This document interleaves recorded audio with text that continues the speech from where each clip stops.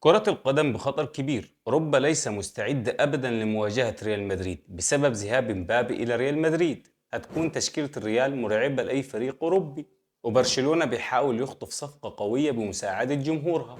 وإيه علاقة التيك توك بالموضوع؟ قبل ما نبدأ الفيديو صلي على النبي واشترك لي بالقناة وتعال نشوف. تشكيلة الريال هيكون فيها أفضل 3 لعيبة في العالم: بيلينغهام، إمبابي، فينيسيوس. أنت مستوعب الموسم القادم ريال هيكون عامل إزاي؟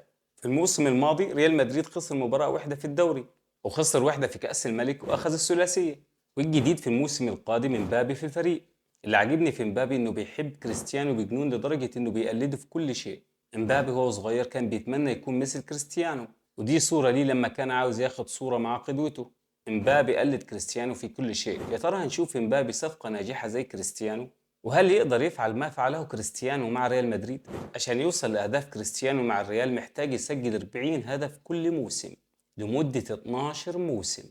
يعني مبابي يكون عمره 37 سنة، صعب جدا. وفي نقطة ضعف في مبابي انه ما بيعرفش يشوت الضربة الحرة المباشرة مثل كريستيانو، لدرجة انه لما كان نيمار بيضرب ضربة حرة مباشرة مع فريقه باريس سان جيرمان كان مبابي مستغرب ويبص عليه بتعجب. امبابي هياخد من ريال مدريد مبالغ خرافية مش هتسمع عنها غير في أحلامك. بعد ما تم الإعلان بأن خلاص امبابي بقي لاعب من لعيبة ريال مدريد، تم الكشف على طول وبشكل رسمي عن بنود العقد بتاعت امبابي مع ريال مدريد: مكافآت التوقيع، مدة العقد مع الفريق، وكمان الراتب السنوي. مبدئيا كده امبابي هو أعلى راتب في لعيبة ريال مدريد حاليا. ومش بس كده، ده أعلى راتب على مر تاريخ لعيبة ريال مدريد كلها. مكافأة توقيع امبابي لريال مدريد وصلت ل 100 مليون إلى 115 مليون يورو. وغير كمان إن ليه 60% إلى 80% من حقوق الصور والإعلانات. وعقده مع الريال هيكون لمدة 5 سنوات. والراتب السنوي بتاعه الأكبر في تاريخ ريال مدريد هيكون من 15 إلى 20 مليون يورو سنويا. امبابي في السنوات الماضية فاز مع منتخب فرنسا بكأس العالم في روسيا 2018، وحل وصيف مع منتخب فرنسا بقطر 2022، وتوج هداف لكأس العالم في قطر 2022 برصيد 8 أهداف، وكانت بطولة رائعة بالنسبة له.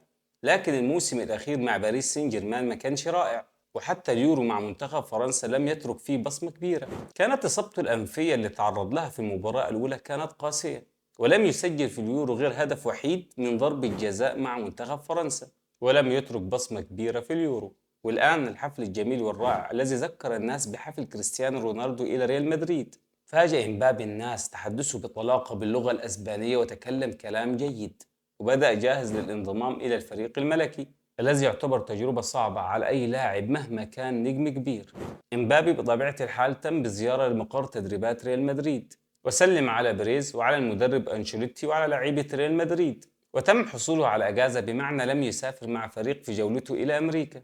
يعني تحضرات إمبابي مع الريال للموسم الجديد لم تكن تحضرات متكاملة.